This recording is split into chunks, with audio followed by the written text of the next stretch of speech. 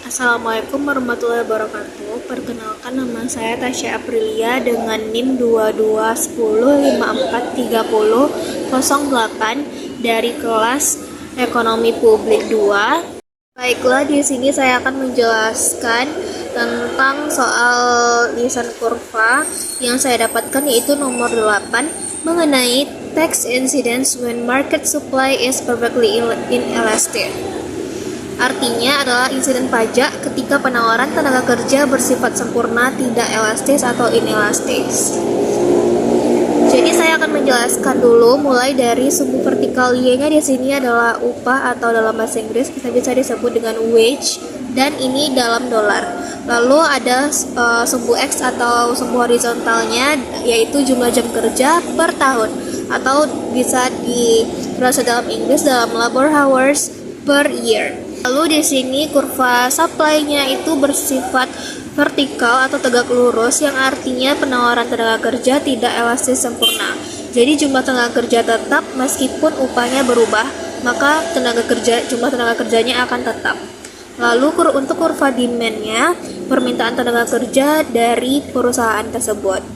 Baik, yang pertama itu adalah kondisi awal tanpa pajak, yaitu ada di titik E yang menunjukkan keseimbangan awal antara permintaan dan penawaran tenaga kerja. Lalu upah keseimbangan adalah W bintang dan jumlah W aksen, dan jumlah tenaga kerja adalah Q aksen.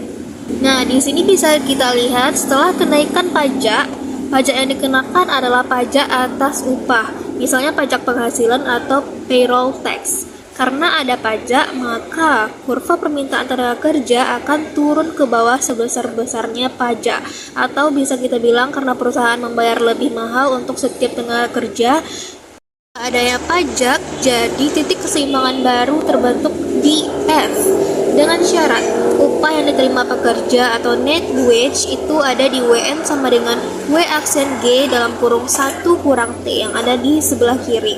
Lalu upah yang dibayar perusahaan itu adalah W aksen G yang ada di atas WN sama dengan W aksen G tadi. Untuk selisih antara keduanya dari E ke F adalah jumlah pajak per unit tenaga kerja, atau bisa dilihat di dalam kurva itu dalam bentuk TW aksen. Nah, TW aksen itu adalah selisih antara keduanya dari E ke F. Nah, dari kurva tersebut, siapa yang akan menanggung beban pajak? Karena penawaran sempurna inelastis atau vertikal, artinya pekerja tidak bisa mengurangi jumlah jam kerja meskipun upah bersih turun. Akibatnya, seluruh beban pajak ditanggung oleh pekerja. Jadi, karena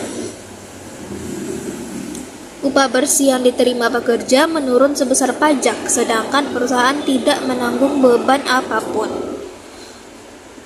Lalu kesimpulan utamanya adalah penawaran tenaga kerja inelastis atau beban pajak seluruhnya ditanggung oleh pekerja.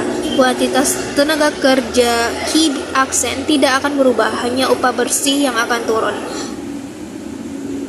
Pajak tersebut hanya menurunkan kesejahteraan pekerja tanpa memengaruhi jumlah tenaga kerja di pasar.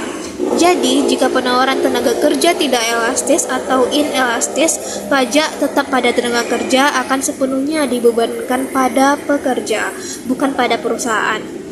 Jadi, hanya itu yang dapat saya sampaikan dari penjelasan kurva inelastis ini. Sedikit